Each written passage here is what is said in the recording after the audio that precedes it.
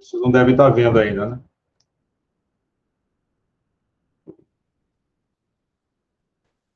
Ainda não. Ainda não. A amador é duro, viu? Agora eu consigo, né?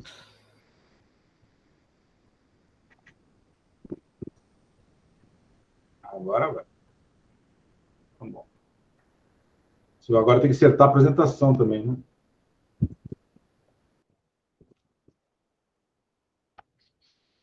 Beleza, agora deve estar funcionando, né? Tá sim, tá ótimo. Beleza. Bom, pessoal, vamos lá, eu vou formalizar um pouco aqui, só para a gente não perder tempo com nada, além que já perdeu, né? Então, a minha ideia aqui é apresentar um cenário de operação da TI na Unesp, né? E algumas perspectivas que a gente tem, né? Eu vou fazer uma apresentação breve, que é essa que está acontecendo agora, eu vou fazer um panorama global na sequência, e eu vou passar para as seguintes pessoas, né? O professor Castanho vai falar um pouco sobre a questão de legislação, o Vitor vai falar sobre modelagem de fluxos, o Carlos Coletti vai falar sobre infraestrutura e o Rafael Garcia sobre sistemas. Eu peço que a gente vai ter tempo para perguntas depois, tá? E eu peço que as perguntas sejam feitas depois da última apresentação, porque nós temos um grupo grande aqui e eu corro o risco de, se abrir para perguntas, a gente não ter tempo de apresentar tudo para vocês. Qual é o objetivo primordial dessa reunião? Com né, o início da nova gestão, algumas pessoas nessa reunião aqui não estão muito acostumadas com a operacionalização da área de TI, no que concerne a reitoria, essencialmente, desenvolvimento de sistemas, e a ideia é fazer essa apresentação que vai preceder reuniões setoriais. Tá? Então, a ideia é que, depois dessa apresentação, onde eu vou dar uma visão global, vocês, em cada uma das áreas, né, agendem reuniões comigo, e a gente possa, então, discutir uma série de questões que são peculiares a cada uma das áreas que estão envolvidas. Tá? Outra coisa que eu queria dizer para vocês é que, assim, esse é o status atual do sistema. Tá? Então, assim, a ideia é basicamente manter as coisas como elas estão operando, mas, obviamente, essa nova gestão tem outras prioridades, outra forma de trabalho, e vão ocorrer adaptações. Tá? Vocês já vão entender um pouco as grandes questões que estão envolvidas aqui. Então, eu vou começar com alguns números, para vocês terem uma ideia de por que operar esse sistema toda essa infraestrutura é algo bastante demandante. Nós temos 89 sistemas em operação, 63 colaboradores em várias funções, né, na área de desenvolvimento de sistemas, 40 desenvolvedores Java, 54 capacitações online foram feitas no ano passado, 5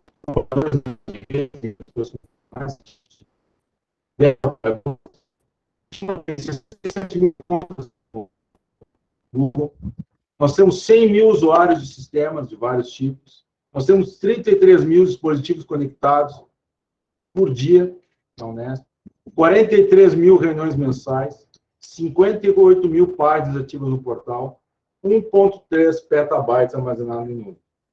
Então, é realmente um transatlântico. Tá? Então, ele se move devagar, a operação desse sistema é complexa e ela tem que ser feita com muita cautela.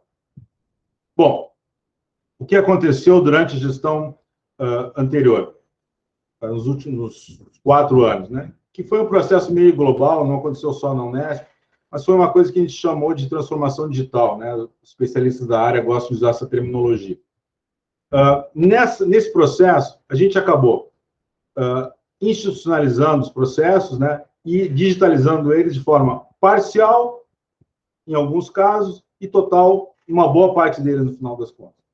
Houve uma migração forte da base papel para a base digital. Isso não é um processo que está concluído, não foi um processo muito harmonioso, devido à pandemia, em parte, mas é um processo que avançou enormemente. E a gente estabeleceu, então, uma estratégia de digital unificada, em que tanto a área fim e a área meio começaram a se articular em torno de algumas grandes questões. Tá? Isso acabou acontecendo. O que a gente espera para os próximos anos? Os próximos anos são uma era em que as organizações como a nossa vão atingir uma espécie de maturidade digital. Ou seja, muitas coisas que são incipientes, foram improvisadas nesses últimos anos, elas vão ter que ser solidificadas, a qualidade delas vai ter que ser melhorada, vão ter que ser aprimoradas. Isso envolve tanto desenvolvimento de sistemas, como questões de ensino remoto, uma série de coisas dessas que a gente espera que nesses 4 anos vão se cristalizar e vão ser de melhor qualidade e vão usar a base que está construída. E coisas novas também surgirão, por claro que também vai acontecer isso, mas não, eu acho que não vai ser mais a tônica principal. Bom, o que aconteceu nos últimos 4 anos e vai continuar acontecendo nesse, com muita probabilidade, é uma brutal escassez de recursos. A gente vai operar com falta de pessoal, a gente vai operar com falta de recursos humanos, a gente vai operar, felizmente, não com tanta falta, né, mas vão ter que sempre ser bastante racional no uso de recursos computacionais. Tá? Então, a gente tem uma série de limitações que são importantes, e essas limitações, elas obrigam ações, né, no sentido de garantir a boa operação da área de TI e, por conseguinte, da universidade inteira. Tá? Hoje, a universidade ela é essencialmente uma organização virtualizada. A maior parte do nosso corpo docente, discentes, eles não estão na universidade e eles interagem com a universidade por meios digitais. Então, as coisas acabam passando pela área de TI de uma forma ou de outra. Bom, eu queria só, para entreter vocês um pouco, espécie de tira-gosto, né? As coisas mais importantes vêm na sequência, mas eu queria falar algumas coisas sobre os princípios gerenciais que a gente vem adotando desde o início. Né? Então, primeiro, o foco da área de TI é resultado. Tá? A gente usa a metodologia que for conveniente, a gente usa a metodologia se for necessário, mas o foco não é usar essa ou aquela metodologia, a gente usa a metodologia na esperança que elas vão entregar resultados e que esses resultados vão ter valor. Valor para quem? Não para a área de TI, mas para a universidade como um todo. Essa é a nossa visão. Então, a gente sempre trabalha com esse pressuposto, né, de agregar valor para as atividades da universidade como um todo. Bom, obviamente, a escassez demanda o quê? Políticas de otimização de recursos. Humanos, por exemplo. Tem várias iniciativas, mas a principal é o gerenciamento de projetos. O Rafael vai falar sobre isso logo na sequência.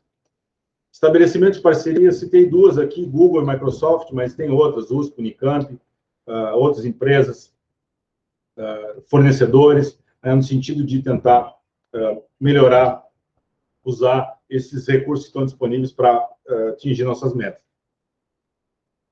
Na medida possível, estabelecer contratos com maior escala e de abrangência institucional para maximizar o uso de recursos. Né? A gente sabe que uma das poucas grandes vantagens que nós temos na Unesp é a escala, nós temos uma escala muito grande, e isso interessa aos fornecedores. Então, por isso a gente consegue negociar acordos melhores. Nós estamos assistindo um processo de centralização e compartilhamento dos recursos computacionais. Então, hoje a gente tem um data center muito bom na reitoria, e esse data center compartilha recursos com várias áreas. Tá? Então, as DTIs das unidades usam isso e tudo mais. Por que a gente faz isso? Essencialmente por custo. É muito caro manter um data center funcionando, e muito mais caro seria manter 30 data centers funcionando, cada um deles em separado.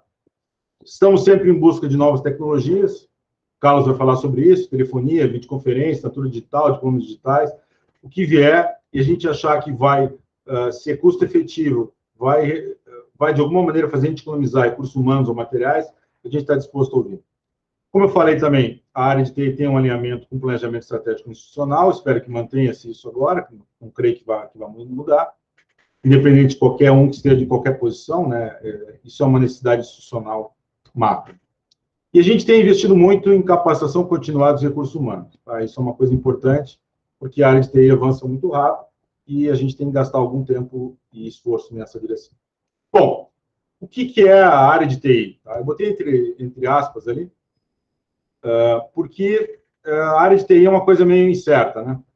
Vamos lá, mas, grosso modo, na reitoria, tem 2 grandes órgãos, o CSTI e a CTINF, né? O CSTI e a CTINF. Esse cara aqui não interessa muito para vocês, e eu tenho uma coisa chamada Núcleo de Desenvolvimento de Sistemas Institucionais, que o Rafael vai falar para vocês, e ele está ligado a uma parte operacional, que é o Grupo Técnico de Desenvolvimento de Sistemas Institucionais, e tem uma coisa chamada Grupo Técnico de Infraestrutura Computacional e Comunicações, que o Carlos vai comentar com vocês. Depois tem uma série de verticais aqui e áreas separadas. Tá? Nós vamos comentar também rapidamente na sequência, mas é para vocês entenderem, grosso modo, como a gente está funcionando, e eu omiti aqui uma série de outros órgãos correlatos, né? IEP3, Núcleo de Computação Científica, todas as DTIs. Então, esses órgãos, eles não foram representados nesse esquema, e aqui está simplesmente a reitoria, que é o que nos diz mais respeito.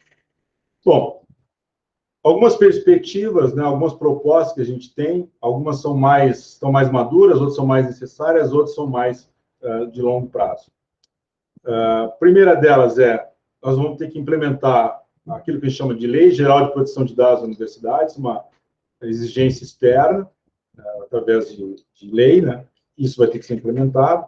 A gente tem um prazo, eu imagino que seja em torno de 1 ano para fazer isso, nós estamos bastante atrasados no final das contas, isso vai ter que ser feito. Estão sugerindo, né, a criação de 2 portais, um de discentes, que vai ter informação sobre bolsas, competências e produção dos discentes, isso é uma demanda antiga, e a criação de um portal de técnico-administrativos, que também vai ter a mesma função, só que mais voltada para a área dos técnicos. Eu acho que uma coisa importante que nós vamos discutir logo para o retorno das atividades em abril de 2021, que é uma política de letramento digital, acho que isso é importante. O sistema que a gente tem ele é bastante rico, né? É um pouco difícil para quem está entrando se ambientar com ele. E finalmente, uma ideia um pouco mais arrojada, que é estimular o uso de recursos, por exemplo, de inteligência artificial nos nossos sistemas institucionais para ganhar versatilidade, para atingir novos tipos de informação que a gente não pode atingir das formas tradicionais. Bom, com isso, eu passo a palavra ao professor Castanho, que creio eu que ele fará uma apresentação, né, Castanho? É isso? Isso. Eu vou fazer uma apresentação, ao contrário do Ney, eu preferi gravar, em virtude do tempo escasso que nós temos. Eu só gostaria de, vocês me permitissem me apresentar, acho que nem todos me conhecem, né? Meu nome é José Eduardo Castanho, eu sou engenheiro eletricista, com formação em engenharia, com doutorado em engenharia de computação e automação. E estou na Unesp, no Departamento de Engenharia Elétrica da Faculdade de Engenharia de Bauru, desde 1992. Já fiz parte do CSTI, muito tempo atrás, lá por volta dos anos 2000, mais ou menos no início, e agora voltei e estou aqui há 3 anos. Né? Eu vou fazer uma apresentação que é meio que um complemento da do Ney, e como eu falei, eu fiz a gravação e vou apresentar para vocês. Vou tentar fazer uma dublagem aqui para não ficar muito estático.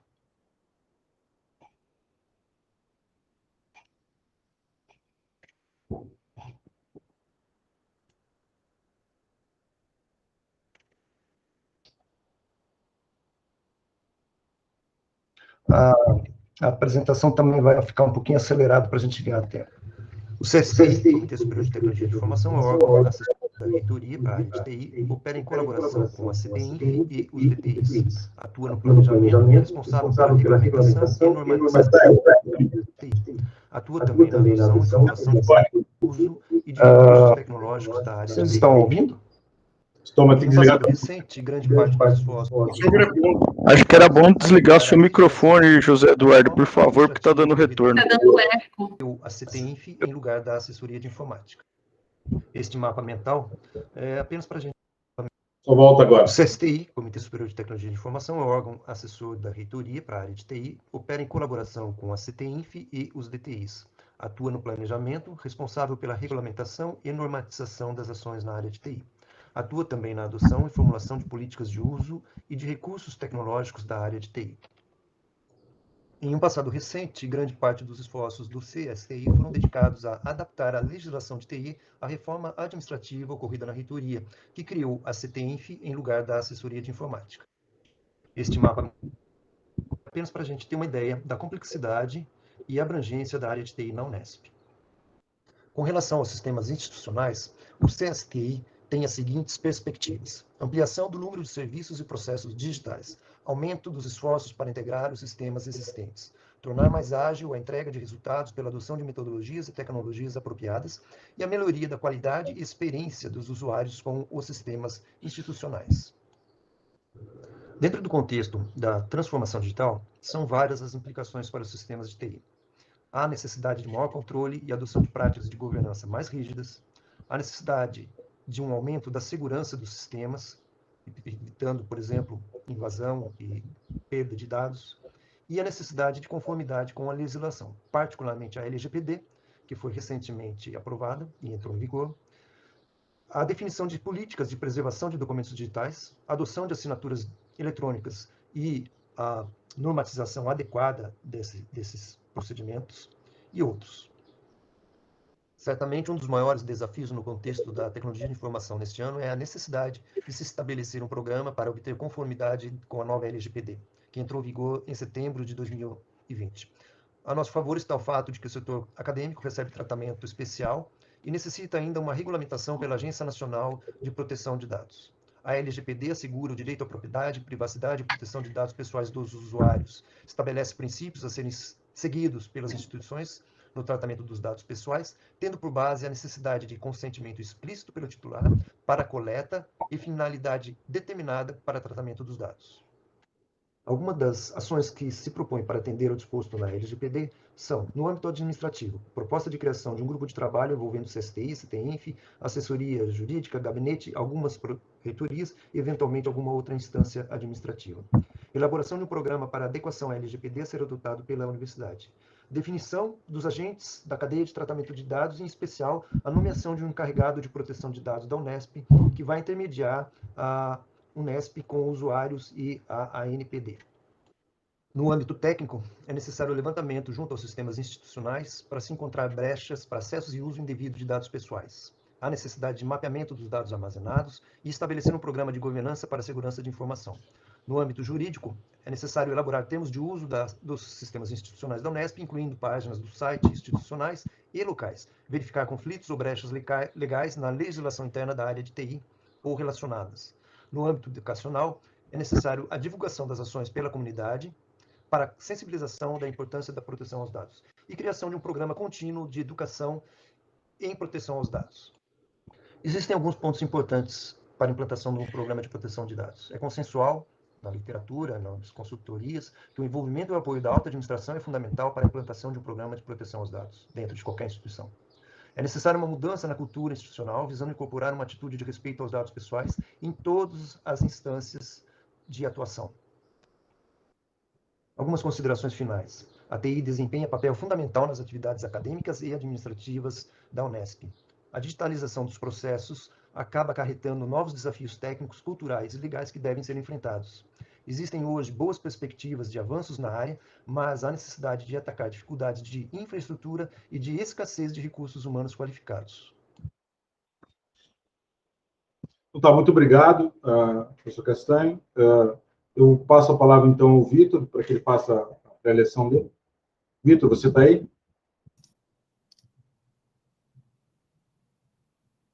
Estou sim, professor. Eu vou compartilhar a tela aqui.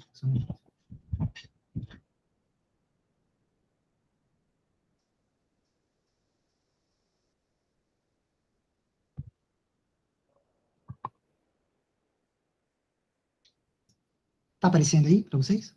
Tá. Bom, boa tarde a todos. Eu acho que, assim como o professor Castanho, eu vou começar me apresentando. Acho que nem todos também me conhecem. Meu nome é Vitor, eu exerço minhas atividades administrativas aqui na Secretaria-Geral, né, mais especificamente no setor de diplomas, e tenho particular interesse, né, inclusive acadêmico, pela questão de modelagem de fluxos.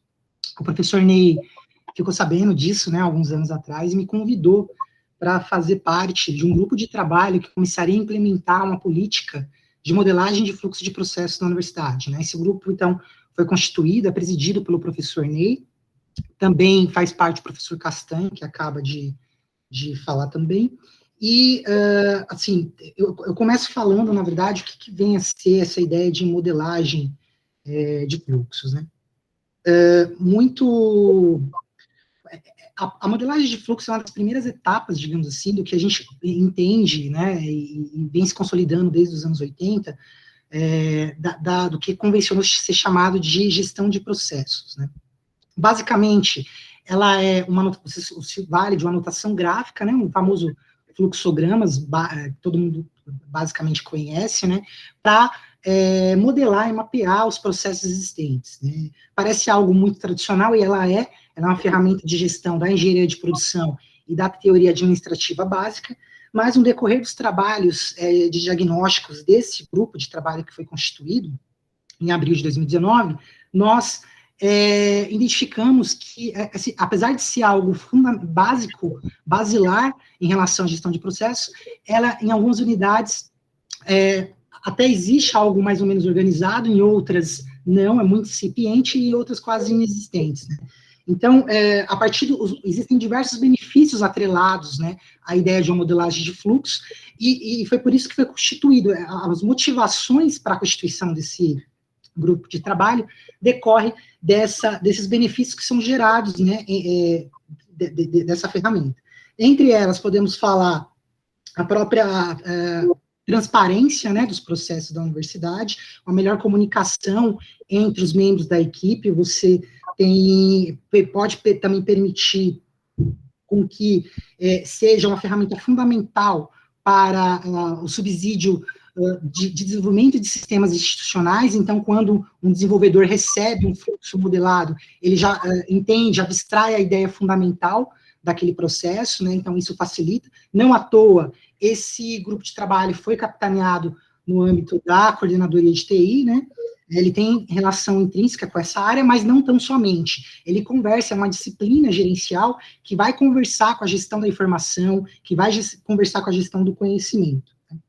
E, claro, ele apoia diversas outras frentes da universidade. Dentre elas, nos últimos anos vem sendo discutido o sistema de controle interno, né? Então, para identificar riscos inerentes aos processos, você ter um fluxo modelado apoia este processo. Né? Também tem a revisão de processos de manuais, né? A gente tem uma frente de trabalho aí desenvolvida pela colega Regiane, que é revisar os manuais das seções técnicas de materiais, e está sendo iniciado esse procedimento pela modelagem dos fluxos, que em breve será publicado. Então, esse aparato de situações que fizeram com que a gente, então, para unificar e operacionalizar uma modelagem de fluxos, a gente precisaria implementar um programa. E isso foi feito, foi publicado em novembro de 2019. Esse programa, ele reúne um conjunto de práticas, né, a metodologia e ferramentas para unificar isso e tentar operacionalizar essa modelagem de fluxos no âmbito da Unesp como um todo. Então, já em janeiro de 2020, a gente começou a iniciar diversas ações comunicativas, no sentido de conscientizar, né, as pessoas da importância, né, dessa ferramenta, desse programa, e assim foi feito um projeto piloto no âmbito da reitoria. Nós identificamos os processos prioritários das áreas e identificamos as pessoas que vão modelar esse processo, são chamados de arquitetos de processos, né, e passamos, então, a trabalhar nessa modelagem desses processos prioritários. Capacitamos as pessoas para entender essa filosofia de trabalho, né, eu preciso entender como mexe lá na ferramenta de modelagem, o que é o diagrama, a notação gráfica, para entender como que esse processo, como a modelagem desse processo pode ajudar e contribuir com a área, com as equipes, né. Então, a gente teve passou a disseminar também, de uma certa forma, o programa nas unidades, e começamos pela capacitação. Abrimos também a capacitação para todos os servidores técnicos da Unesp que quisessem participar. Tivemos a grata surpresa de certificação de 76 servidores, né, essa capacitação realizada em ambiente virtual de aprendizagem, e no âmbito da reitoria, do resultado desse piloto, nós tivemos 70 fluxos modelados e publicados numa página web que foi criada, que a gente tem a pretensão que tenha lá toda a gestão, publicada, todos os materiais relacionados à gestão de processos da universidade. Então, a gente pretende, vislumbra, né, dar continuidade a esse processo no âmbito da reitoria, porque a pandemia acabou atrapalhando, né, um pouco, claro, também esse processo, muitas áreas acabaram não entregando, né, por conta dessas limitações, né, e vamos vislumbramos começar a disseminar a operacionalização desse programa nas nossas unidades. E já estamos tendo interesse, já algumas unidades, as diretorias, alguns diretores já nos contataram, algumas diretorias técnicas já nos contataram para tentar entender melhor e saber como que nós, aqui do grupo central da reitoria, podemos ajudá-los, né, a implementar e, claro, eventualmente revisar os processos. Nem sempre a revisão do processo está totalmente... tem íntima relação com a adoção de tecnologia da informação, vide os sistemas institucionais dos últimos anos, né? Mas, às vezes, uma simples análise de um processo, uma revisão em algo que pode ser modificado, já pode trazer grandes melhorias nele, né?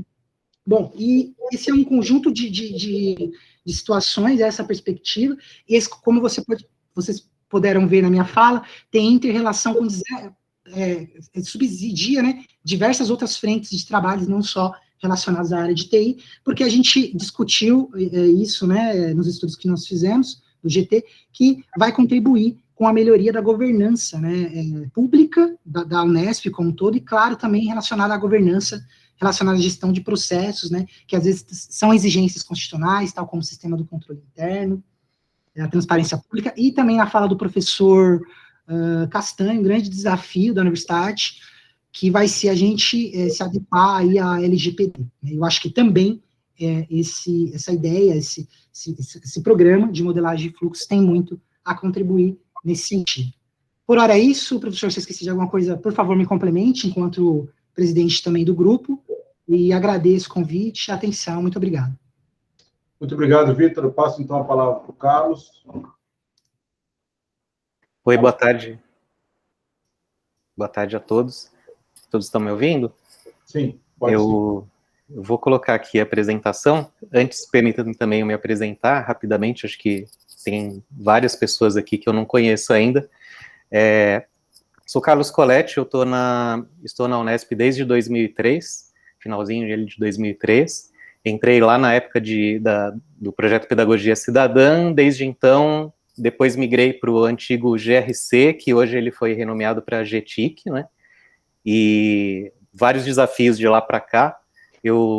É muito bom eu poder apresentar agora um pouco do nosso trabalho para vocês, e para que todos conheçam também um pouquinho do que é o GTIC. Vou colocar aqui a apresentação no ar.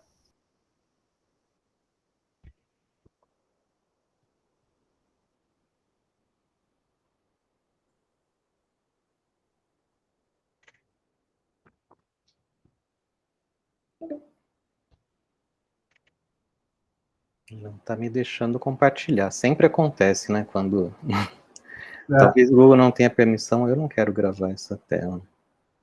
Dispensar. Só um instantinho. Professor, eu acho que porque eu iniciei a gravação, ele não quer me deixar compartilhar a tela. Já estou lá. Tá joia. Claro, já estou lá.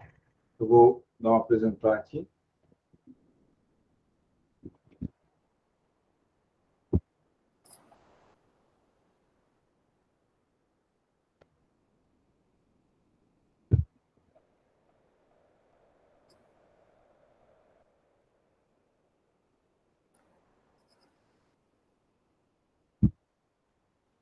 Pronto, deu certo. Obrigado. Bom, vou começar um pouco sobre os objetivos gerais. É claro que o GTIC tem muita coisa a ser explicada, eu não vou me ater a detalhes aqui, mas os objetivos principais do Grupo Técnico de Infraestrutura Computacional e Comunicações, é o grupo que faz os projetos e mantém em operação a infraestrutura computacional central da Unesp. A gente conhece muito como UnespNet, né, que é a infraestrutura central, e aí a parte de infraestrutura computacional é a parte do data center. A UnespNet e o domínio unesp.br, né, que é o domínio pelo qual a internet nos conhece, ele faz também a coordenação e implantação dos projetos dos serviços avançados. Depois a gente vai ver um pouco em detalhes o que seriam esses serviços avançados de comunicações, baseado já na portaria 5/2020, que o Rafael vai detalhar um pouco mais, então eu não vou falar melhor sobre essa portaria nesse momento. Faz também a manutenção dos serviços avançados de comunicação em uso na Unesp, Então, além de coordenar e implantar os projetos, também faz a operação desses serviços. E faz o zelo pela atualização tecnológica e qualidade desses serviços, dos recursos de infraestrutura tecnológica e comunicação da universidade. Pode passar, por favor, professor. E agora, o GTIC, ele começou a ser, recentemente, foi aprovada a instrução normativa, e ele passa a ser dividido em verticais. Eu vou passar rapidamente o que são essas verticais. Uma delas é a infraestrutura computacional. Aí na tela vocês podem ver já alguns números, né, e são números expressivos. O data center central da universidade, nós costumamos dizer que o data center central ele é dividido em 3. 2 deles da Unesp, um na reitoria e um outro na Barra Funda, dentro do Núcleo de Computação Científica, NCC, e um deles que é da ANSP, a ANSP que é ligada à FAPESP. Nós temos alguns equipamentos lá também, e na modalidade de colocation, ou seja, nós temos equipamentos da Unesp funcionando dentro desse data center. No data center central, reitoria mais Barra Funda, são 384 CPUs, 6.2 terabytes de memória RAM, é muita memória, 250 máquinas virtuais com uma folga grande para crescer, 1.3 petabytes de armazenamento em nuvem, basicamente o drive do Google, 450 terabytes de armazenamento local.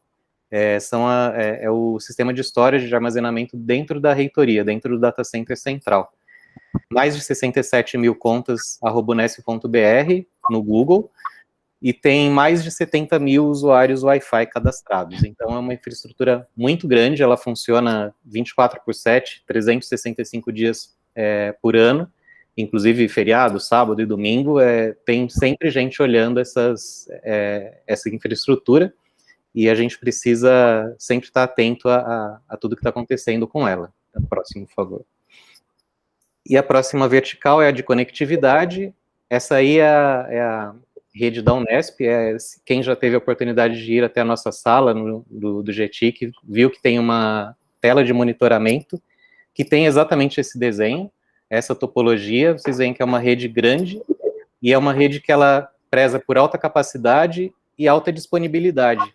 Tem, alguns links, eles podem até ficar fora do ar, que ainda assim, todo o tráfego é redirecionado por outro caminho, e a rede continua funcionando, priorizando essa parte da disponibilidade da rede. Também é um serviço 24/7, 365. Nós temos 4 saídas para a internet, e aí ao lado esquerdo ali foi representado aí no mundo, né? Temos ali 3 saídas, mas a quarta tá nesses 2, uma bolinha antes aqui, a última bolinha à esquerda, e aí indo para a direita tem 2 caminhos, então por isso que nós temos 4 saídas para a internet. De alta velocidade, são links de 10 gigabits, e é bastante coisa, aí vezes 4, 40 GB praticamente, né, é bastante coisa com a internet. Acesso às redes acadêmicas, são 60 mil usuários internos, tem provedor de internet que não tem esse tamanho, aliás, muitos provedores de internet não têm esse tamanho. São 30 mil dispositivos de rede sem fio que simultaneamente utilizam a rede sem fio da Unesp. Obviamente não agora, no meio da pandemia, mas esse era o número que nós trabalhávamos antes do teletrabalho. E aproximadamente 2 mil antenas Wi-Fi. Próximo. Agora, a vertical de suporte serviços, ela funciona em nível 1, nível 2 e nível 3. Nível 1, basicamente, é o primeiro nível de atendimento, quando alguém liga para pedir algum suporte de algum serviço. E aí, o GTIC, ele não tem nível 1 em todos os serviços. Ele tem nível 1 apenas no serviço de VPN. O nível 1 dos demais serviços é feito primariamente pela DTI das unidades. O nível 2... ele atende as DTIs em serviços Google e Microsoft 365 e também em telefonia IP VoIP. E o nível 3 atende o suporte a equipamentos e serviços de rede às DTIs e faz também o último nível de atendimento ao Google e à Microsoft. E esse grupo também é responsável pelo suporte técnico ao usuário no prédio da reitoria. até o Mário, que estava agora há pouco na sala do professor, é esse tipo de suporte que eu coloquei aqui. Próxima slide. A próxima vertical é de segurança da informação. O GTIC, ele é um grupo reconhecido no CERT.br. O CERT.br, ele é vinculado ao NIC-BR, que na verdade é o principal órgão de internet no Brasil. É quem começou a internet no Brasil e agora quem cuida da internet. Cada país tem o seu órgão que cuida, né? No caso, não todos os países, mas praticamente os continentes, mas o Brasil tem um só para o Brasil, que é o NIC.br. E o GTIC, ele é um centro de resposta a incidentes reconhecido pelo NIC.br. Ele responde pelos incidentes de segurança do domínio Unesp.br, colabora com instituições externas também de pesquisa, alguns da Universidade de Stanford, o próprio CERT.br, faz a guarda de registros de acesso em conformidade com o Marco Civil da Internet. Por lei, nós somos obrigados a guardar 12 meses de log de acesso de todos os IPs da Unesp para fora, para IPs de fora da universidade, e também o inverso. E aí nós fazemos também o envio de relatórios semanais a cada DTI sobre a segurança interna. São, de repente, máquinas que foram invadidas, vírus, é um relatório que é enviado semanalmente para cada DTI, para eles poderem localmente tomar as providências para acessar com esses problemas.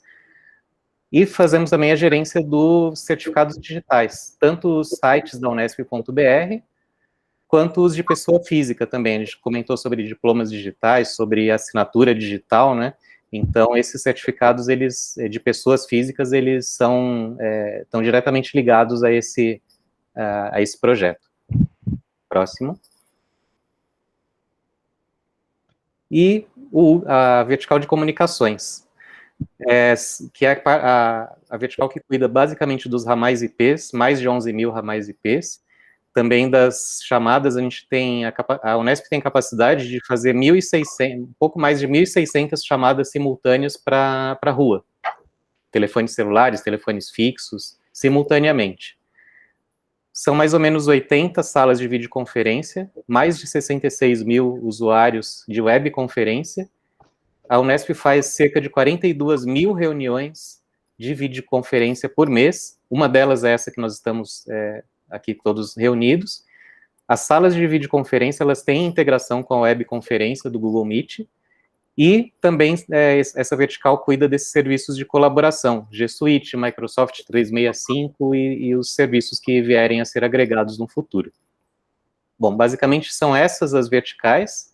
Eu gostaria de passar agora também aos nomes das pessoas que cuidam dessa estrutura toda, no dia a dia.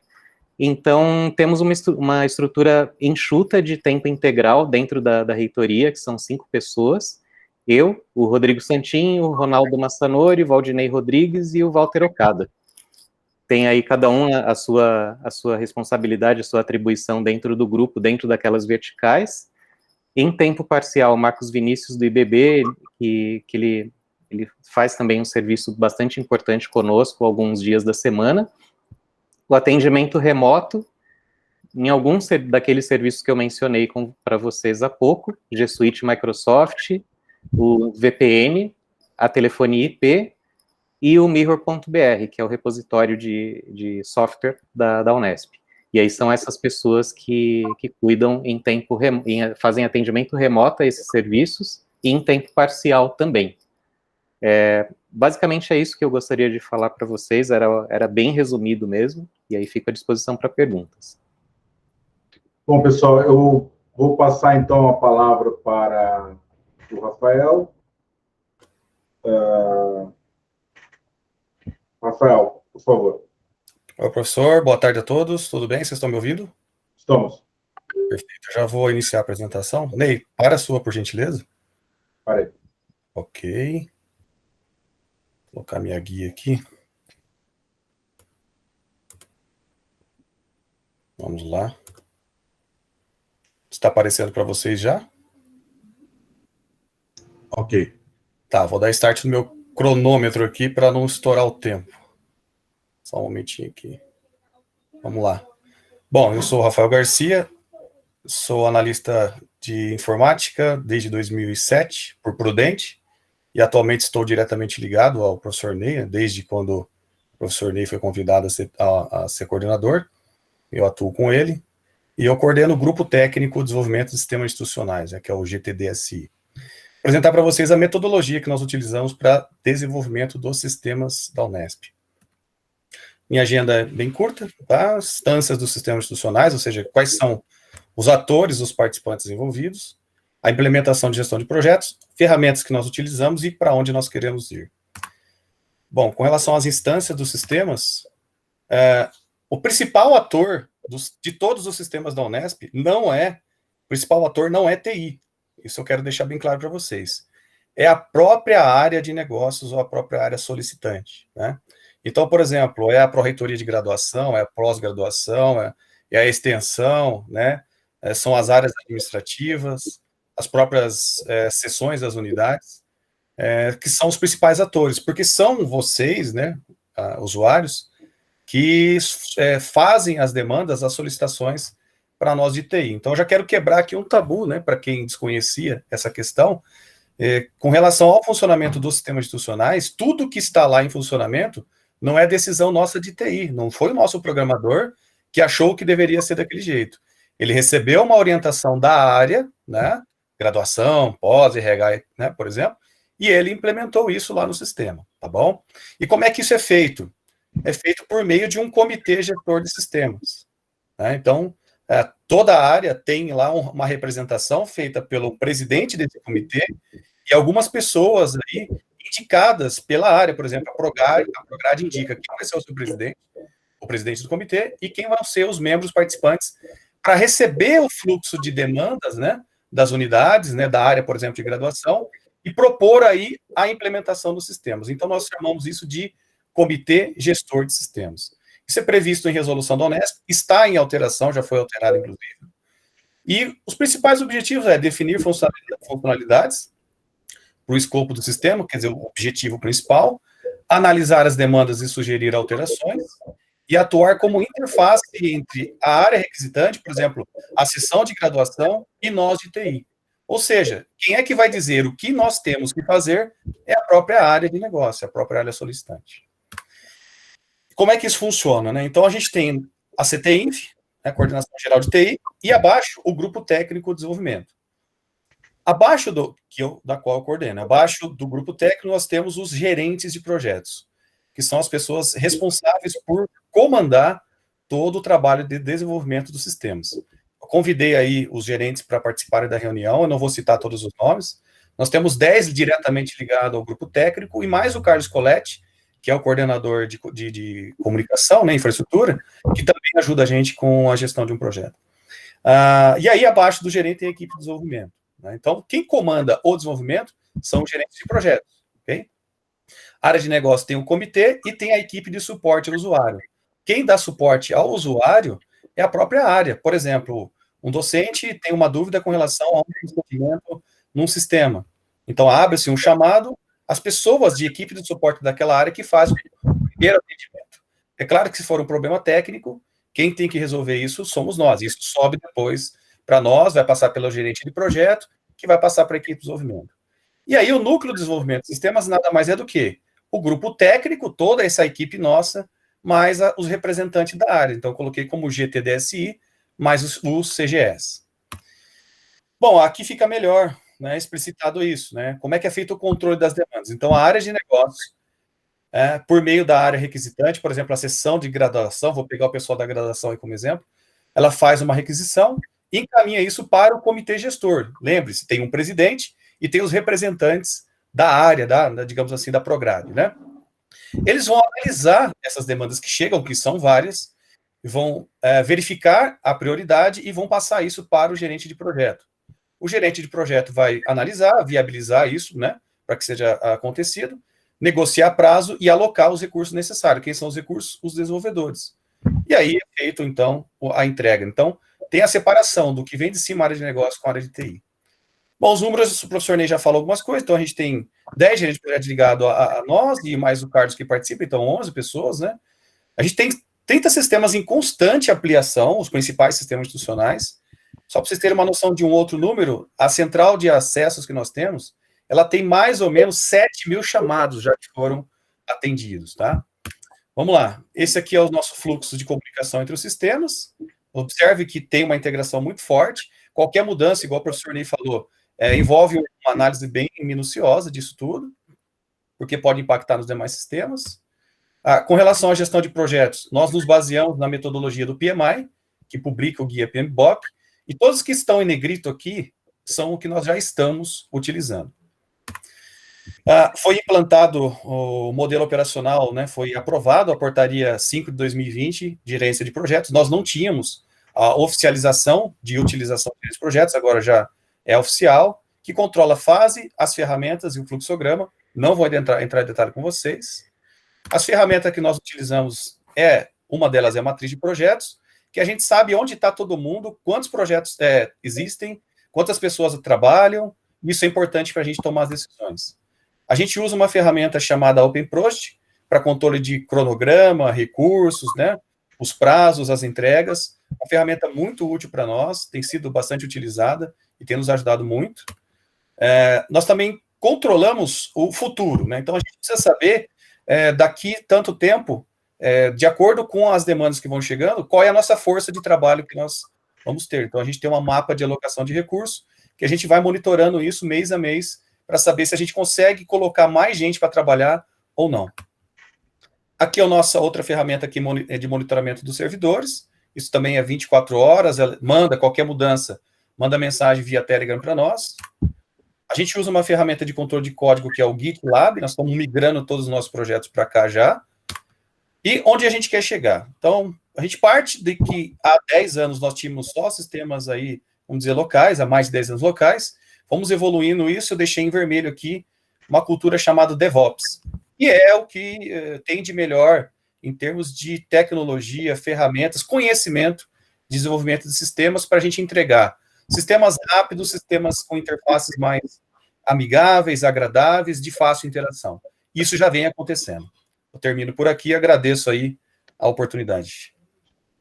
Bom, pessoal, essencialmente eu queria agradecer muito a palavra de todos, né? E nos colocamos à disposição agora para perguntas, e eu pediria que quem tivesse alguma dúvida, ou alguma certeza também pode ser, para levantar a mão.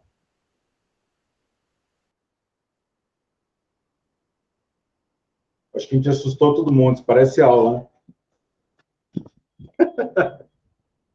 Não sei se ficou... Bom, a ideia da apresentação, eu sei que é um pouco tem muita terminologia técnica aí, mas a ideia é que vocês tenham uma visão de como é que a gente trabalha, né? No sentido que a gente possa continuar colaborando, né? Alguns são velhos conhecidos nossos, que vão continuar colaborando e entendem mais ou menos o funcionamento dos sistemas. Outros não estão chegando agora, né? E é muito importante, uma questão que vai ter que ser vista logo na sequência, que o Rafael enfatizou muito aqui, é relevante, é a questão dos comitês gestores de sistemas, tá? Então, a maior parte dos comitês gestores de sistemas vão sofrer alguma alteração, porque eles estão ligados às áreas, né? Então, a reorganização das áreas vai implicar em um reposicionamento, né? Uma recolocação dessas pessoas. E um dos objetivos dessa reunião é deixar claro para todo mundo que está nas áreas envolvidas que essa função não é uma função meramente burocrática e decorativa. Tá? Ela é uma função que é impactante sobre a qualidade dos sistemas que vão ser desenvolvidos. Tá? Então, e depende muito da atuação dessa pessoa que vai estar envolvida. Tá? Então, é bastante crítico isso, é uma função de alta responsabilidade. Os sistemas, eles tendem a viver mais do que as pessoas, num certo sentido. Tá? Então, assim, eles duram décadas, né? Então, a nossa permanência em cargos administrativos, o que for, 4 anos, talvez 8 em alguns casos, mas os sistemas vão durar, né? O impacto deles é muito duradouro. Então, mesmo quando eles deixam de existir, os dados seguem sendo usados, seguem sendo importantes. Então, é uma coisa de muita relevância, né? Para a instituição como um todo. Então, eu acho que é importante isso. E me coloco à disposição, né? Para perguntas, se houver alguma.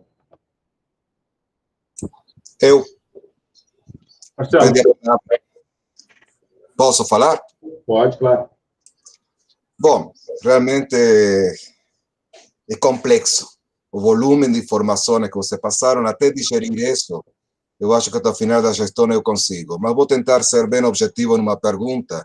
Primeiro, eu gostaria de agradecer a Lisandra todo o trabalho, toda a ajuda que nos tem dado na implementação, melhoramento, refinamento dos dois sistemas que estamos trabalhando, que é o SIS, CCD e o Contato. Realmente tem facilitado e vem facilitando muito a vida da gente. Certo? Obrigado, Lisandra, está aqui na minha frente. Mas, Ney, eu estou com um problema que não sei como colocá-lo, não sei como direcioná-lo. Eu não tenho, eu preciso muito de dados que são produzidos na Pró-Reitoria. Então, eu tenho acesso a banco de dados da Prograde, tenho acesso a banco de dados da Pró-Reitoria de pós-graduação, mas eu não tenho nenhum acesso a informações a Pró-Reitoria de pesquisa e a Pró-Reitoria de extensão. Isso existe esse banco de dados ou não existe banco de dados relativo a essas duas pró-reitorias?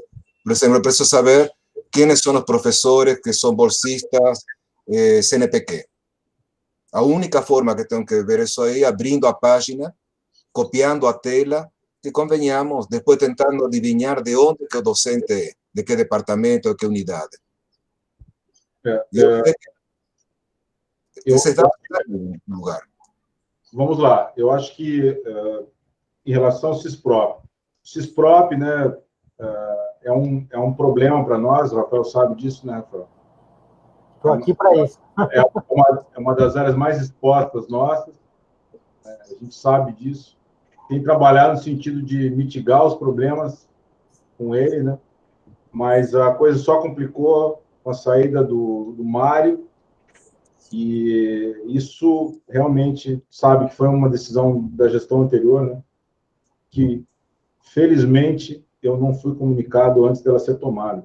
Então, não tenho nenhuma responsabilidade sobre ela, apesar de ter gritado bastante, né? Mas, assim, né, deixado claro que é um problema. Porque o que acontecia? O Mário tinha essas informações, tá? Elas estavam organizadas de forma, como a gente...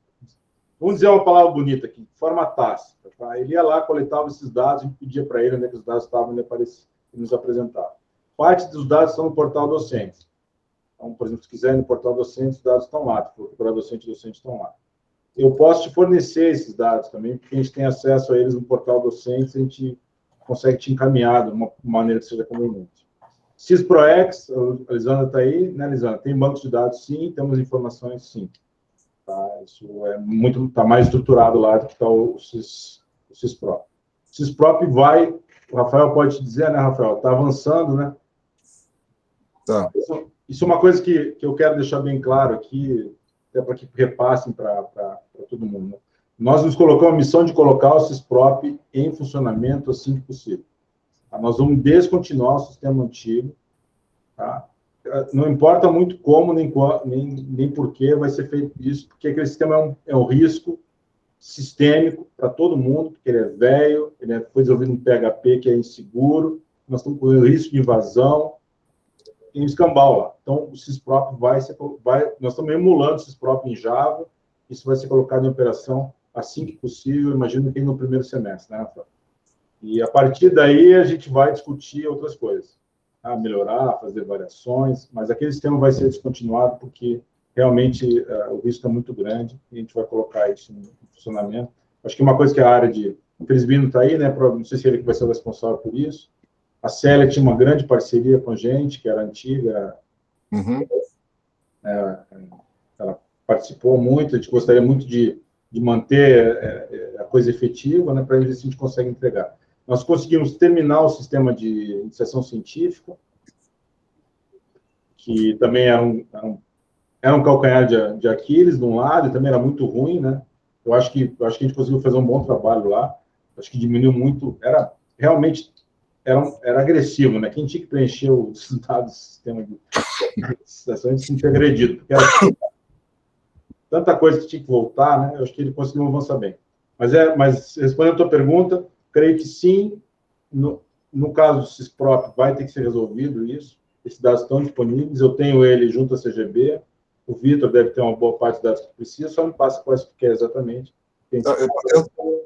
Eu tenho recebido da Silvana, extrato digamos, do banco de dados do portal docente. Então, mais ou menos, vou me virando com ele. Mas as informações não são tão óbvias de serem obtidas, porque você não tem claramente o período que estão referidos. Tá. Eu tenho um pouco de dificuldade em enxergar essas coisas. Por exemplo, eu preciso dar bastante dados para poder analisar as demandas dos departamentos. E eu não posso me basear só na informação que o departamento me encaminha, porque nem sempre é o chefe de departamento que fornece. É o secretário e mais ou menos tem horas que chutam um pouco os valores. Vamos fazer o seguinte, o que acontece? Eu imagino que se essa informação não está adequada, a gente sempre pode sentar com o Vitor, porque ele tem o caminho das pedras para captar os resultados junto do CNPq, né? Então, talvez provavelmente ele descarta algumas informações que são necessárias para ti, que estão lá presentes, período, por exemplo, essas coisas. A gente sempre pode pedir para ele para nos ajudar. E nós vamos ter que trabalhar, Felizbino, isso aí é uma coisa que nós vamos ter que fazer em T igual a 0, tá? Nós vamos ter que sentar, que nós já estamos, pelo que eu entendi, com as conversas que eu tive com o Paulo Noronha, que é um pessoal da equipe da própria, já começou a gerar problemas, né? Já certos dados já não foram coletados da maneira adequada, vamos ter que achar uma solução para isso. Agora, a área de TI, não tem ninguém especialista nisso especificamente. Vamos ter que achar uma solução. Tem que trabalhar nisso e customizar, né? Provavelmente vai ter que ter alguém para fazer isso. Novo. Vai ter que ser capacitado para isso, usar o que a gente tem disponível hoje. Aí talvez até pudesse trabalhar com o Marcelo antes de coletar essa informação, né, Marcelo? Ok. Tá. Inclusive, só uma ilustração. Tem dados no banco de dados do portal docente que estão errados. Eu peguei porque sempre olho, conheço o meu departamento, conheço o instituto e faço sempre uma checagem. E não vai que no meu departamento tem um bolsista, PQ2, PQ1A do CNPq, que lá nem aparecia no portal docente. Aparece ele, mas não aparece ele como bolsista. Que bizarro. Tem o resto, né? Não, imagina isso, nem um arte é certo, mas vamos dar uma analisada com calma, né, nessas questões aí, nessas demandas. Okay. Mas muito disso dependia do trabalho do Mário, na verdade. Tá? Eu não sei exatamente o que é a nível de detalhes, né? Que parte dessa informação era fornecida pelo Mário, então tem que ver qual é a fonte que ele usava, e tudo mais. Tem que conversar com o Vitor. Eu sei que a fonte do CNPq, ele capta no CNPq, da FAPESP, capta na FAPESP, mas não sei como tratam. Eu não sei, isso eu não sei, esse nível de detalhe eu não sei, talvez isso vá na sala. Eu posso responder rapidamente? Pois não, claro. Eu visto você, tudo bom? Olá, Fastei, boa tarde a todos. Bem, com relação aos dados do portal docente, nenhum dado é compilado no portal docente, ele vem de algum sistema, tá? Ou de alguma planilha, quando o setor responsável não tem um sistema para essa coleta. Neste caso, professor Fastei, de bolsas PQ, tá? Quem fornece esse dado para o portal é a PROP. Tá? E aí o Mário coletava lá no CNPq, porque o CNPq nos permite, né, em termos de sistema, entrar no Lattes, mas o Lattes não tem, apesar de apresentar na tela o dado, ele não tem na sua estrutura o bolsista PQ, então a gente depende da PROP para atualizar. Então, tudo que está inconsistente no portal é porque não está no portal, está no sistema base daquele dado. Tá? Eu acho que isso é uma grande coisa que a gente tem que, sei lá, né, nessa gestão, tentar resolver, porque os dados não são confiáveis que estão nos sistemas, por N motivos, e quando a gente espelha ou dá visualização a esses dados, a gente começa a perceber todo o problema de gestão de dado, não vou nem dizer de informação, mas de dado que a nossa universidade tem. Tá? E nesse contexto, eu já vou colocar mais uma preocupação, que a LGPD já está ativa, tá? E ao olhar vários sistemas nossos, e quem tem acesso a esse sistema, eu percebo que nós estamos violando a LGPD. Então, é emergencial que a gente faça uma reunião e trate da LGPD em todos os sistemas. Tá? No caso do Cisgrade, que é no qual eu participo, né, tem docentes que têm acesso a dados de aluno que ele não poderia ter de forma alguma. Tá? Então, eu acho que a gente precisa, Ney, de uma reunião, de uma força-tarefa, né, em todos os sistemas da Unesp, e aí também no portal, porque a gente está espelhando dados no portal, e às vezes pode ter dado lá que a gente não tem autorização, ou que a Unesp ainda não fez o processo, né, de saber em que pilar que se encontra esse dado para expor. Obrigado, Silvana. Eu me alonguei um pouquinho. Não, obrigado, tem razão. Na verdade, sim, humildemente, o que eu fiz? Eu encaminhei um ofício para o reitor. Então, isso foi feito. Porque o que acontece? Não é uma decisão reitoral, né? Não pode ser uma decisão da CTI. Não está além das minhas prerrogativas. E foi feito encaminhado um ofício também da Jota. E os dois ofícios nós não conseguimos motivar as pessoas. Vamos ver, né? A nova gestão não vem com problema, não vem com a marca do E-Social, né? Então, provavelmente, eles vão estar menos ressabiados com... Não, o E-Social foi um projeto gigante que ia fazer 1001 coisas, foi adiado dezenas de vezes e acabou dando em nada. Então, toda vez que a gente tentava fazer alguma iniciativa dessas, as pessoas diziam assim, é outro E-Social. Deixa assim, vamos empurrar com a barriga que vai desaparecer. Um dia eles cansam. Não, acho que não vai ser o que vai acontecer com a LGPD, tá? Mas é um pouco isso. Eu vi que tem duas pessoas com a mão levantada. José Celso, por favor. Acho que é essa a ordem, né?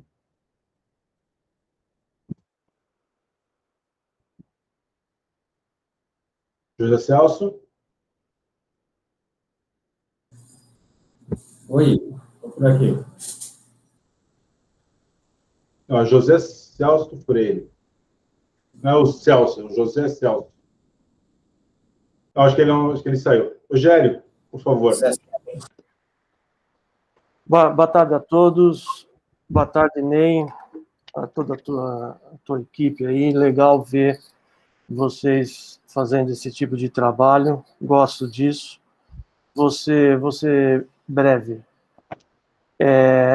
A gente vai começar a elaborar o PDI 21-24. E quando eu olho o PDI que vocês são responsáveis, tecnologia da informação, eu vejo coisas que são feitas há décadas. Dado a realidade nova de 20 para cá, dado novas tecnologias, dado o fato de existir o famoso teletrabalho, e considerando todos esses sistemas, vocês já estão preparados para construir as ações estratégicas para 21, 24? Porque se existe um local onde tudo que vocês fazem deveria aparecer, é exatamente no PDI. Na minha opinião... Se não aparecer lá, vocês vão ficar, no dito popular, rodando a bolsinha para procurar verba em tudo quanto é lugar. A gente estamos com uma visão razoavelmente clara do que a gente espera para o futuro, das demandas que vão ocorrer.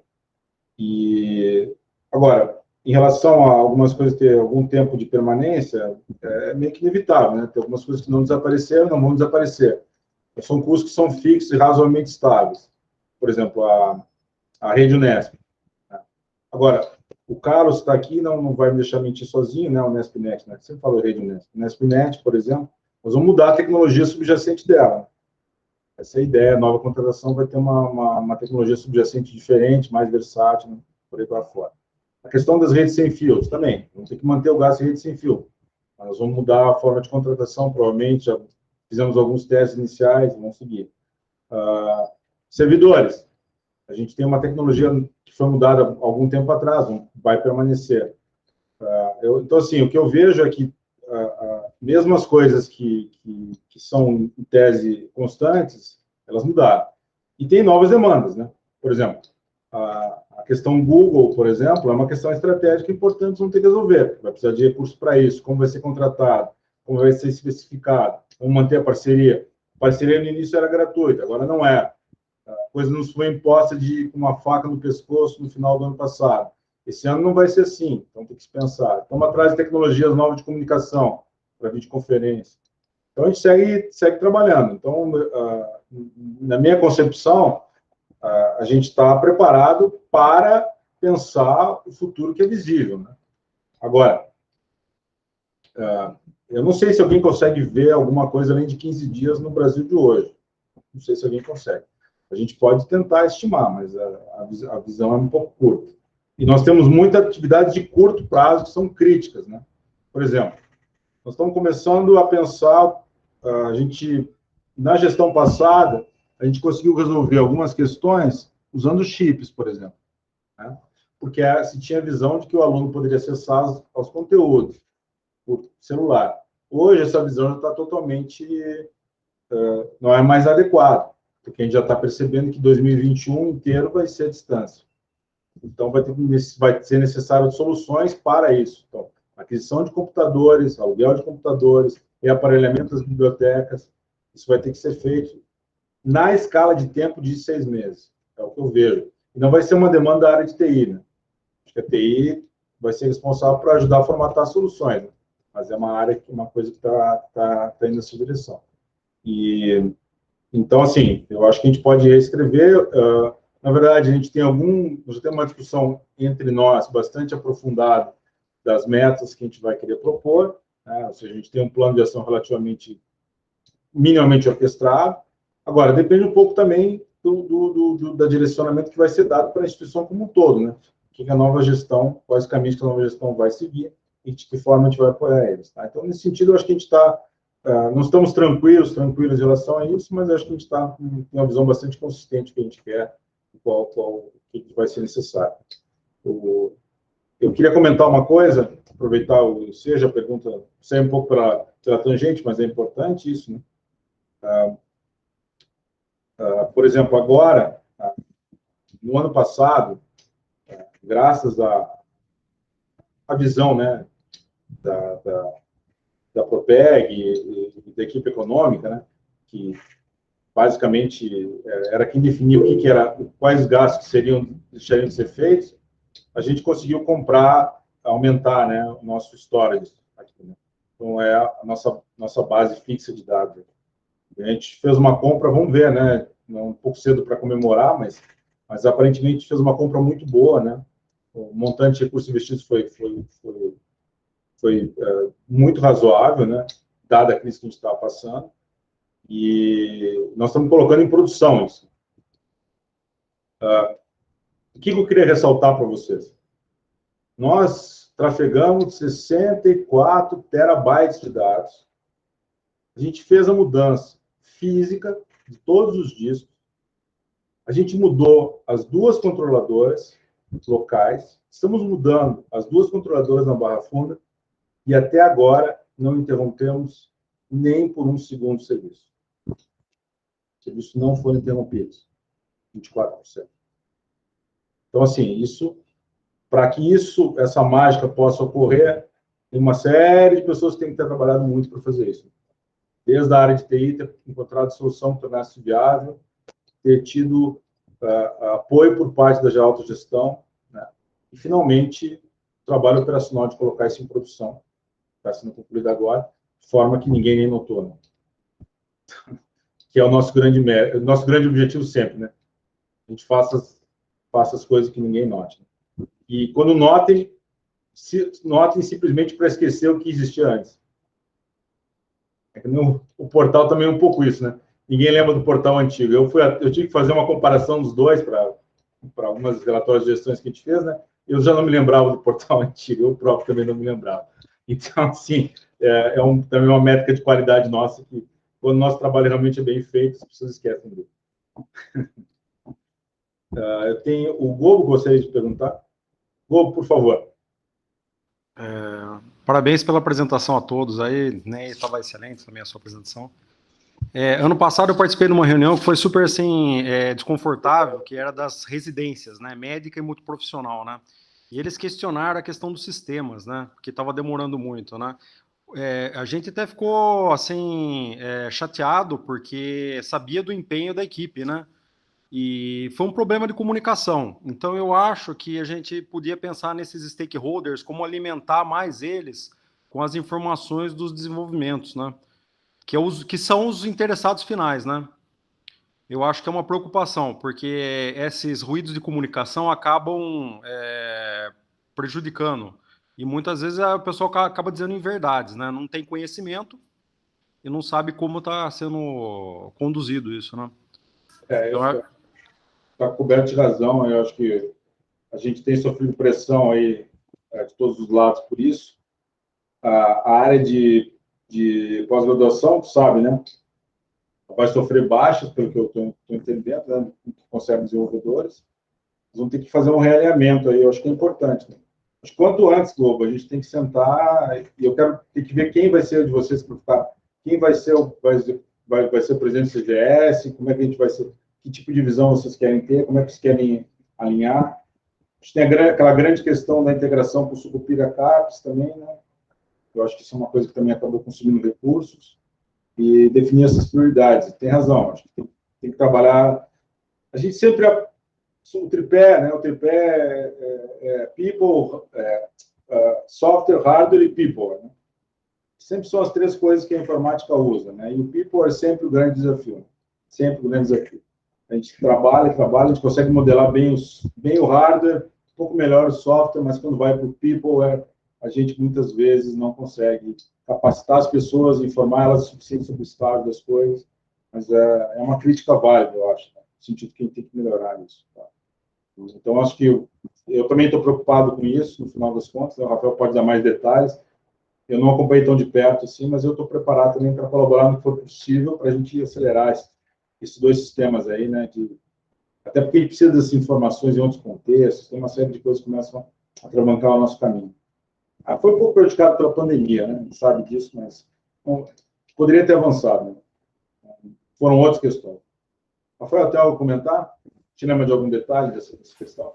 Nós precisávamos, professor, de ter mais gente para ajudar no desenvolvimento. Então, a gente teve que aí fazer um esforço, conversar com os outros gerentes de projetos para ver se a gente conseguia mais gente para reforçar o time da pós, né? Isso foi feito, nós colocamos mais gente lá para atuar. Tinha gente que não tinha tanta experiência, então tiveram que passar por processo de capacitação. O aprendizado em Java, ele não é um aprendizado rápido, ele é um aprendizado mais prolongado, então a gente não consegue dar a rápida produção com uma pessoa que acabou de entrar, por exemplo, e não tem todo o conhecimento. Então, a gente passou por tudo isso e também a própria área, né?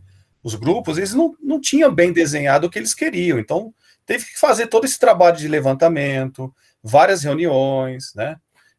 E vinha outras prioridades acontecendo. O nosso principal programador, por exemplo, ele era constantemente acionado por outras áreas, então a gente parava também isso daí. Então a gente sofreu com tudo isso, né? A gente não tinha um gerente de projeto, passou a ter, reforçamos o time. Então posso dizer que hoje a gente está mais preparado do que quando chegou a demanda para nós, né? Eu acho que agora, com uma nova recomposição do comitê e uma avaliação das prioridades, dá para desenrolar isso daí. E aí eu acho importante o que o professor Gobo colocou, que é fazer todo um trabalho de comunicação com os participantes, as pessoas envolvidas aí, para poder colocar aí o status do andamento do projeto, né? Porque geralmente o pessoal não conhece os processos, não conhece a limitação de recursos. Eu acho que talvez isso que a gente tenha que ter mais transparência, mais para justamente mostrar essa ruptura na comunicação é que a gente talvez tenha que fechar um link aí. O Gobo, eu sinceramente acho que a gente tinha que investir um pouco na questão do modelagem de fluxo, sabe? Não sei. Que isso acabou ficando quase ao nosso alcance na pós-graduação, acabou não conseguindo andar, no final das contas, tá? Porque não deu certo, por N razões, né? Não cabe aqui discutir, aliás, muitos eu nem sei também, mas a gente devia investir um pouco nisso, para ter um pouco mais de clareza. A gente encaixa muito mais rápido o desenvolvimento. Quando o processo está claramente definido, o desenvolvimento é muito mais rápido. Muito mais rápido. Eu vi um gráfico que vocês mostraram da evolução dos projetos, né? Não sei se teria como, por exemplo, um link em que, por exemplo, aquele stakeholder interessado naquele projeto sabia em que etapa o projeto está. Ah, tá lá, é o Open Project, tá lá. Então, de repente... É público, Então, a equipe anterior, né, do CGS tinha isso na mão. Eles acompanhavam, né? Então, é como eu falei, várias questões aconteceram, mas acho que o que pesou bastante foi a questão do nosso principal programador ser acionado aí para as outras áreas. Isso acaba atrasando aí toda a nossa produtividade. Né? Eu acho que o meu recado fica aí, vamos melhorar essa comunicação. Perfeito. Vamos lá, por nós. Sim, eu acho que o caminho em geral para isso é ouvir as áreas de PG, né? As equipes nas unidades que fazem isso para explicar para eles um pouco. Às vezes não entendem exatamente. A gente quer agilizar, né? Eles não conseguem entender. Não, faz parte. Quem mais? Flávia. Boa tarde, Flávia. Tudo bem? Boa tarde a todos. Parabéns, professor Ney, a toda a sua equipe pelo trabalho. Eu acho que hoje, mais do que nunca, todos sabem a necessidade que a área das bibliotecas tem em relação à tecnologia, né? E no final do ano passado, eu lembro do senhor ter comentado algo sobre a questão de espaço, né, para que a gente possa, agora, principalmente, armazenar os dados de pesquisa, né, toda a produção científica da universidade, tem os vídeos que vão ser aí, né, gravados pelo IAP3. Então, se o senhor puder comentar um pouco, eu gostaria de saber. Obrigada. Bom, Flávia, basicamente, o que eu estava comentando em relação ao storage era isso. Tá? Então, o storage novo chegou, foi adquirido. Às vezes a gente não tem muita clareza da complexidade que é fazer essas coisas acontecerem, né? Mas é um processo, principalmente no final do ano passado, que teve várias vezes que a carroça atolou, né? Então, aí realmente tem que todo mundo descer e começar a empurrar a carroça. Foi nos 47 do segundo tempo, e o gol foi com a Nádia, né? Mas entrou a bola, tá? No final do dia foi isso. Felizmente, foi muito mais difícil comprar do que botar em operação. Então, a gente tem 450 terabytes agora, né? Não livres, né? Porque tem os dados antigos, e a gente vai ter a plena oportunidade de começar a usar isso como repositório de dados, vai nos manter aí estáveis por um tempo, né? Agora a gente tem que começar a monitorar o crescimento desses dados, né? Ver quando que a gente vai ter que aumentar a capacidade. Só que esse aumento de capacidade agora, nesse momento, é muito tranquilo. A gente tem tanto espaço físico mesmo, como a gente tem condição de expandir o nosso hardware aí sem maiores problemas. Então, a gente tem condição de fazer essas coisas funcionarem sem maiores dificuldades. Eu queria aproveitar que a Flávia está aqui. Eu tenho assisti a live de ontem, e a gente sabe que vai vir a pergunta, né, que é uma coisa muito crítica que vai acabar acontecendo, que a gente precisa ter alguma estratégia para botar em operação a partir de abril de 2021. A gente não vai poder reproduzir os mesmos truques que a gente usou em 2020, né? Ou seja, as pessoas não vão mais tolerar que a gente continue improvisando como a gente improvisou, operando da maneira como a gente operou, né? Então, acho que o papel das bibliotecas vai crescer. Não sei se vai ser o único, né? Mas eu acho que vai crescer. Nós vamos ter que ter algum mecanismo de oferta de computadores para os usuários, é a minha visão, pelo menos, né? Pode ser que não se concretize isso. E eu estou trabalhando no sentido de levantar possibilidades, né? E para a gente conseguir, de alguma maneira, suprir, nem que seja de forma parcial, as bibliotecas, né? De recursos computacionais para fazer isso. Agora, no que concerne a disco, nós estamos plenamente, eu acho, capacitados para começar a implementar o repositório institucional de dados, aquelas coisas que a gente tinha discutido. Do meu lado, nós estamos preparados para começar a trabalhar. Essa semana deve acabar a instalação na Barra Funda, que é o nosso backup. Estamos trabalhando nisso agora. Assim que terminar isso, eu vou comunicar, inclusive, o que foi feito, então a gente já está preparado para a segunda etapa. De novo, vai envolver muito a área de pesquisa. Eu não tenho que discutir como isso vai ser feito, mas parte operacional. Nós estamos, tecnicamente, pelo menos espaço disso que a gente tem. Espaço, tecnologia para controlar os dados, está mais preparado para isso.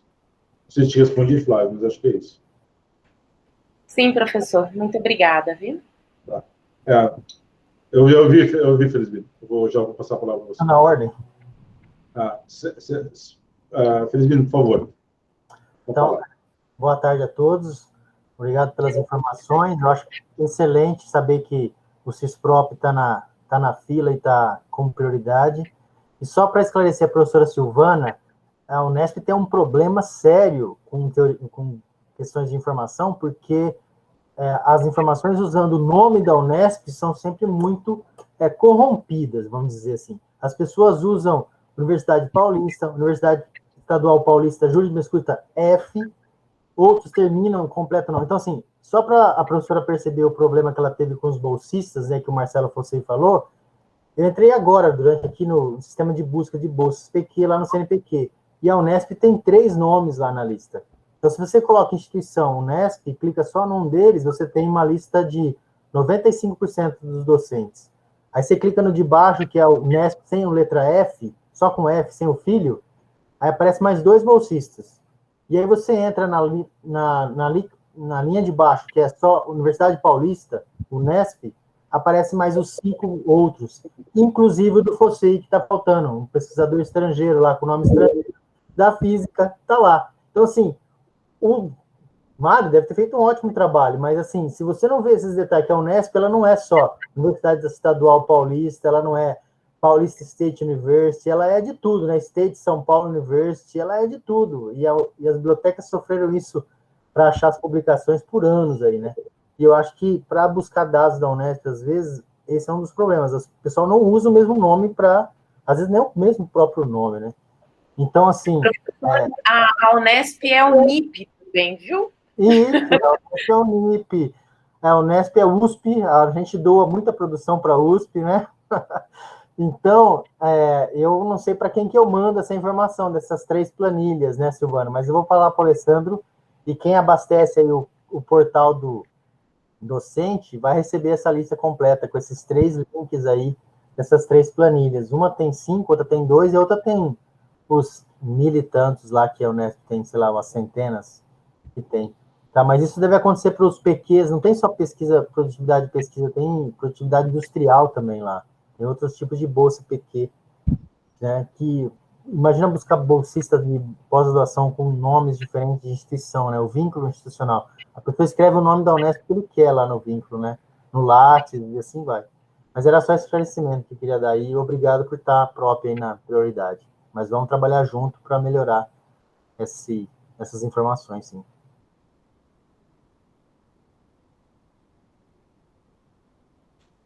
O professor Ney se retirou, mas acho que vou aproveitar que eu levantei a mão aqui. Eu vou utilizar aqui a palavra do professor Sérgio, né, que ele usou aí o termo prioridade, e eu acho, na minha humilde opinião, que falta a alta gestão estabelecer um comitê de projetos. Esse comitê de projetos, ele tem que trazer quem? Os representantes da graduação, pós-graduação, extensão, pesquisa, áreas administrativas, para discutir o quê? Quais são as prioridades que vão ser desenvolvidas em termos de sistema. Por exemplo, e aí, entre esse comitê, ocorrer, de fato, uma negociação. Né? E falar assim, olha, eu tenho uma prioridade aqui para desenvolver, mas a sua é acima da minha. Então, eu vou conversar com o gerente de projeto para que ele libere os recursos para unir os esforços para entregar o teu projeto primeiro, porque o seu é de maior prioridade. Assim que acabar, volta o recurso e talvez até a força de trabalho aumenta depois. Eu nunca vi isso acontecer na universidade. Hoje, todo comitê trabalha de forma independente. É um trabalho muito árduo trazer todo mundo para conversar, negociar. Eu estou sugerindo aí para vocês que estão começando agora aí, para que pensem nessa questão de criar um comitê de projetos e definir as prioridades. Porque a gente, na área de sistema, a gente fica maluco. É tanta demanda que chega que a gente vai. A gente tem que criar ferramenta, usar mapa de alocação de recursos, ver quando que a gente pode contar com cada um. Aí falta recurso. O que a gente faz? Igual nós estamos sendo cobrados, por exemplo, na pós. A gente não tem gente para dar continuidade, porque está todo mundo trabalhando em todos os projetos, né? Então, se a alta gestão decidir em criar um comitê de decisão de projetos, a coisa começa a mudar, a gente começa a priorizar, e aí nós de TI vamos alocar os nossos recursos aí conforme vocês priorizarem, né? Acho que vai ser muito importante isso. Eu acho assim, um passo de cada vez, né? Que antes era realmente, a situação ainda era mais caótica do que é hoje, né? E acho que a gente tem que avançar nesse sentido. Agora tem condições de definir o que vai ser prioritário, o que não vai. Mas a área de TI é o tipo da coisa que, uma única exceção, né? A gente não gosta de definir. Isso é uma coisa que eu quero deixar claro para vocês. Foram aprovadas uma série de resoluções, tem uma exceção à regra dos stakeholders aí definirem as prioridades. Tá? Tem um caso, tem uma exceção, e a exceção é risco sistêmico. Tá? Por exemplo, se eu tiver uma situação de risco sistêmico, tá? Então a prioridade passa a ser resolver o risco sistêmico. Tá? E também não adianta o teu sistema estar funcionando e a casa toda está pegando fogo. Tá? Então é o que vai acontecer. Então, tem algumas situações, algumas decisões que são tomadas que às vezes colocam em risco a operação de todo o sistema, a gente vai ter que intervir, vai ter que alocar recursos humanos para atacar esse problema, segundo demais. Os sistemas são mais propensos a isso, né? Por exemplo, a central de acessos. A central de acessos, ela é a porta de entrada da universidade. Então, essa porta de entrada, ela se tiver alguma situação mais crítica, vai ter que correr uma interveniência mais direta lá e ela vai ganhar prioridade. Então, vai acabar com isso. Ou um sistema, por uma razão qualquer, está gerando alguma situação de insegurança, ou risco, ou uso exagerado de recursos computacionais, também a gente vai ter que resolver esse ponto. Tá? Vai ter que tirar a funcionalidade, incluir funcionalidade, isso vai ter que ser feito. Mas isso eu imagino que não vai ocorrer tradicionalmente. Mas digamos assim, o paraquedas de reserva que a gente tem que carregar. Mas a ideia é que todo mundo siga definindo suas próprias prioridades. A gente sempre defendeu muito isso, né, Rafael? A gente sempre defendeu essa ideia, porque a gente considera que é a maneira correta de defender, a área de TI não tem que fazer isso. E também queria fazer um esforço para todos vocês. Os gerentes de projetos estão aqui. Tá? Os gerentes de projetos são as pessoas que têm que participar das reuniões com os stakeholders. Tá? O gerente de projeto está lá para isso. Não está lá.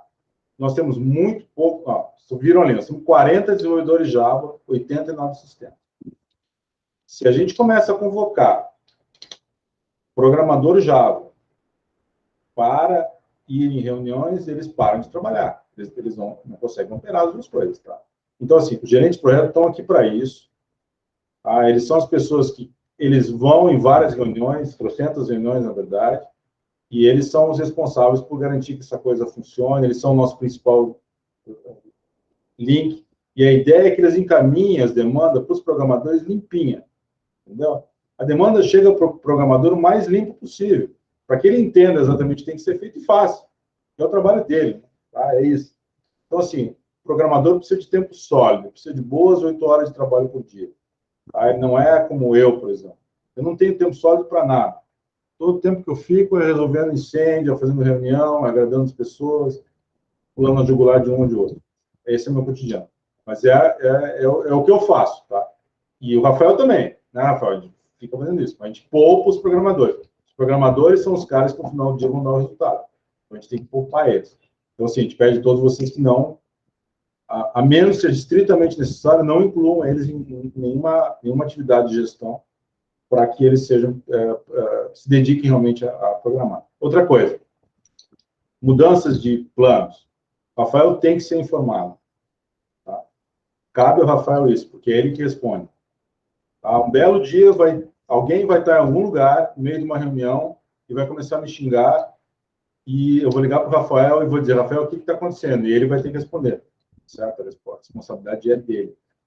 Funcional, inclusive. Tá? Funcional, inclusive. Responsabilidade funcional sobre a educação dos programadores é do Rafael.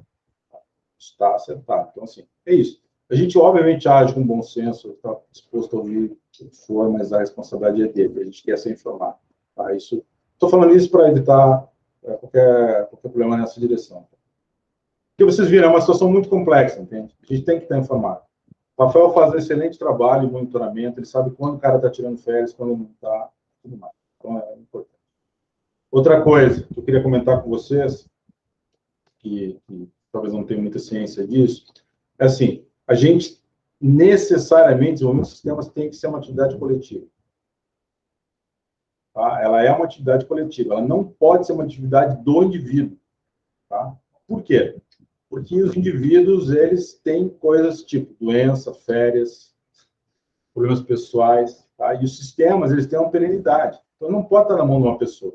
Eles têm que estar na mão de uma máquina institucional. Por isso que eles chamam de sistema institucional. O sistema não é da própria, o sistema é da Unesp. Muito menos do pró-reitor, muito menos do NEI.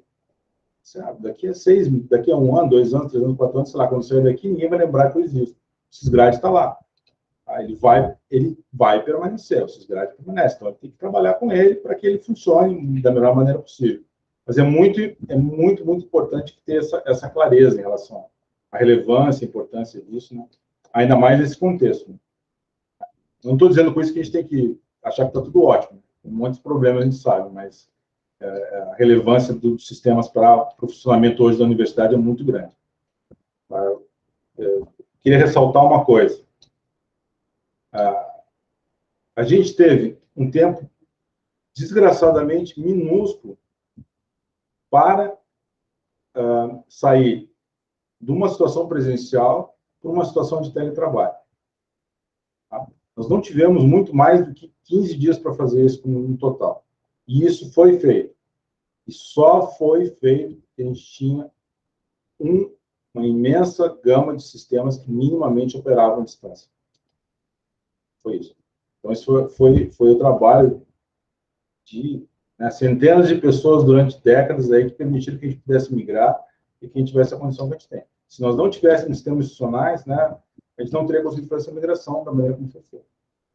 Existem universidades, claro, a USP não é um caso, a Unicamp é uma situação um pouco diferente, mas são 2 universidades de ponta, mas tem uma série de outras instituições que funcionam muito a contragosto, é muito mais difícil fazer isso. Então, realmente, os sistemas institucionais, eles são uma parte importante desse ecossistema que é a Unesp. Então, por isso que a gente tem que preservar, garantir que isso funcione, que eles sejam interoperáveis, e mais. Também, outra coisa que eu queria dizer, é como os sistemas não conversam entre si. Não, tudo bem, talvez eles não têm uma conversa perfeita, talvez tenha que ser melhorado, a gente sabe em alguns pontos que está ruim, que a informação está duplicada, outros a gente não sabe, mas também está de qualquer maneira, mas eles conversam, tá? Os sistemas da Unesp, eles conversam entre si, eles trocam informação, eles se comunicam, eles são interoperáveis, tá? Então, isso para o bem e para o mal, tá? Então, assim, uma mudança no sistema pode ter impacto em vários outros. Então, isso tem que ser feito também com muito cuidado, muita cautela. Por isso que a gente tem uma organização central dessa. Não é assim, eu vou fazer tal coisa. Por exemplo, quando se toma uma decisão no CISPG, por exemplo, tem impacto no portal docentes. Se alguém tomar a decisão de mexer alguma coisa lá, vai mudar do outro lado. Então, nós temos que ter ciência de tudo isso para evitar que os problemas aconteçam. Para evitar problemas de interoperabilidade ou falhas operacionais, o que for. Tá? Isso também é importante que se entenda. Por isso que eu volto a enfatizar, a composição do CGS é muito importante. Realmente é muito importante. A Cátia, não sei se ela está aí ainda, ela estava no início da reunião, por exemplo, a Cátia, ela foi o CGS do CISRH. A gente brigou bastante para ela fazer isso, ela não queria fazer, mas foi o que fez a diferença. Né? Quando ela passou a coordenar o CISRH, e ela tinha uma visão clara e estratégica que a área dela queria, ela pode tomar decisão. Se não a decisão chega para mim, eu não consigo tomar a decisão. Entende? Você não vai chegar, por exemplo, o Gobo vai chegar e vai dizer assim, eu quero o sistema de integração com a CAPES, eu quero isso, eu quero isso, eu quero isso, eu quero isso. Tudo ao mesmo tempo. E eu não vou conseguir oferecer tudo ao mesmo tempo. Vai caber à área dizer o que é prioritário. Esse aqui é o prioritário, então vai se fazer esse. Esse é o prioritário. A área que tem que tomar essa decisão. Nós não temos uma visão, nós não conseguimos entender os sistemas a ponto disso. Não tem essa visão. Tá? Então, por isso que o CGS é uma coisa importante, cara. Tem que dizer o que vai ser feito, como vai ser feito, e fazer essa intermediação também. A gente pode ajudar, mas fundamentalmente é o responsável pela área. Bom, não sei se tem mais alguma dúvida, alguma pergunta.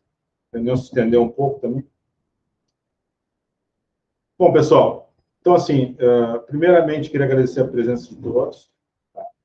Tá? Me colocar à disposição, né, de vocês, o que for necessário. As áreas, né, graduação, pós-graduação, pesquisa, eu sugiro que agendem reuniões com a gente, tá? Eu também não quero, a iniciativa pode partir de mim também, mas eu não queria que partisse, porque o que está acontecendo, vocês estão estruturando as áreas de vocês, eu não sei qual é o estágio que vocês estão, e isso para mim eu acho que não sou a pessoa adequada, mas me coloca à disposição, assim que vocês se sentirem necessidade, convoque uma reunião, a gente participa, a gente vai levar as pessoas que são adequadas, né, o conjunto de pessoas que são adequadas para a reunião, e a gente vai estar preparado para discutir quais são as demandas, como é que a gente pode colaborar, qualquer dúvida que vocês tenham, né? Talvez até o ideal seria que houvesse participação do corretor, nem que seja por um tempo curto, né? Até para a gente se apresentar. Porque é isso, né? No final do dia, vão surgir momentos que a gente vai ter que interagir diretamente. Tá? A área de TI, a operação de TI, tem momentos que são críticos. Sei lá, instalamento das aulas do primeiro semestre de 2020. Tem que tomar uma decisão crítica, vai influir, sei lá, na vida de 10 mil pessoas, 20 mil pessoas. Aí tem que ter o contato, a decisão vai ter que ser em conjunto, a minha com o pró-reitor. É isso que vai acabar acontecendo. E é o que acabou acontecendo. Então, tem isso, a operação em TI tem essas coisas. A gente trabalha para que nunca aconteça, mas acaba acontecendo. Tá bom? Bom, pessoal, muito obrigado a todos. Falamos um pouco demais, não foi uma reunião curta como eu gostaria, mas acho que deu certo. Beleza. Tchau, tchau. Bom resto de dia para vocês. Até mais, pessoal. Tchau, pessoal. Até breve. Silvana, te mandei um e-mail. Tchau. Tchau, tchau. Um abraço. Tchau, pessoal. Obrigado.